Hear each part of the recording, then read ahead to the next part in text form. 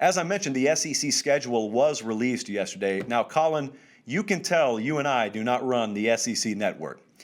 It is our experience, and Director Colin and I, we mine the data and analytics on the YouTube channel. We look at the click-through rates, average watch time, who's watching, all the demographics. If you've ever worked in TV, what YouTube gives you for free is like infinitely better than what your TV stations are paying tens of thousands of dollars for in the way of a Nielsen ratings report, which is about as technologically advanced as this old tennis shoe I'm wearing right now. And so we look at it, and what we can tell from that is schedules are the most bankable inventory that exists in the world of college football content. Everyone loves schedules. There's not a person when you say, hey, I got a new schedule over here, that turns away. You may not care about the head coach of Tennessee. You may not care about who Ed Orgeron's hiring for defensive coordinator. You care about who they're going to play in week 2. And so the SEC network did not handle it the way we would. I mean, Director Colin is showing you what I think is one of the most precious artifacts in the history of this sport. If you're listening on podcast, he is showing the helmet grid schedule.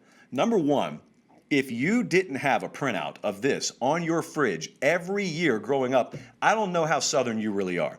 Number two, I'm going to give you some quick thoughts here. So they dropped it with 24-hour heads up in the middle of January on a Wednesday afternoon. I would have strung this out over 4 months. I would have made you suffer because I knew I had you. And if I owned SEC Network and ran that thing, we would have had a week 1 special that lasted 1 hour, not an entire schedule special that lasted 1 hour. So as usual, and if you're listening on podcast, this is one of the times where there is an added visual element that you probably need. But again, you can Google this, SEC helmet grid schedule. It should be your background as far as I'm concerned. It looks like Alabama's got an easier schedule in the West, and it looks like Georgia's got an easier schedule in the East. And the reason for that, friends, and it repeats year over year, it's the most obvious reason in all of sports, they cannot possibly play each other. Therefore, by default, if you are the best in your division and cannot play yourself and everyone else has to, that is one more added, extremely difficult game on their schedule that's not going to be on your schedule. That's the hidden reward for being so good. Aside from winning championships, you don't have to play yourself. Spring game not included, which hopefully we get to see this year. So now that that's out of the way, Arkansas's got to do something. Arkansas, their scheduling philosophy is an issue. Trey Biddy, who runs the Arkansas site and does an excellent job over there, has his own YouTube video product that I would recommend you check out. Trey Biddy put on Twitter the other day, or yesterday when the schedule was released, a really good point. And if you haven't looked at this schedule, I mean, I had to write it down so I could remember this. If you haven't looked at the schedule, what I'm about to read you, you won't believe. You'll think I'm misspeaking, and you will have to go see it for yourself to believe it. Arkansas only plays 2 SEC games in Fayetteville the whole year. So they play 8 total. Only 2 of them are actually on campus at home. They play Texas A&M in Arlington, and then they play Missouri in Little Rock. And so these are previously agreed to neutral site deals, or in Arkansas's case, they play a home game in Little Rock most years. And so, listen, again, this is voluntary, so I'm not feeling sorry for them. I know the SEC knows about this, though, but the way that they condense these home games, Arkansas's first conference home game is week 7. Their second and last true conference home game is week 10. There's a bye week in there too.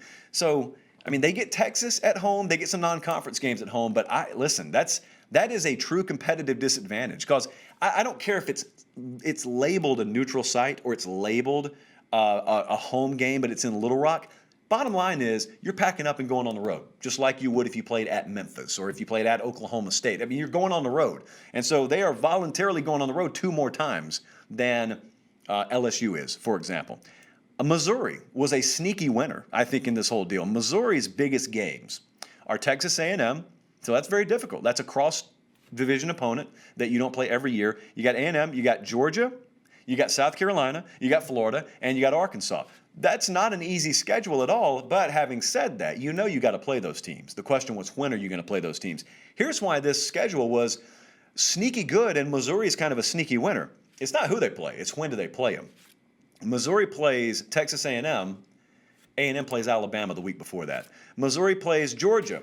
Georgia plays Florida the week before that. Missouri plays South Carolina. Carolina plays Florida the week before that. Missouri plays Arkansas. Arkansas plays Bama the week before that. The only premier opponent that the Tigers play all year that does not have a major opponent teed up the week before is Florida. Florida plays Samford the week before. So Missouri, listen, the cards fell as best as they possibly could.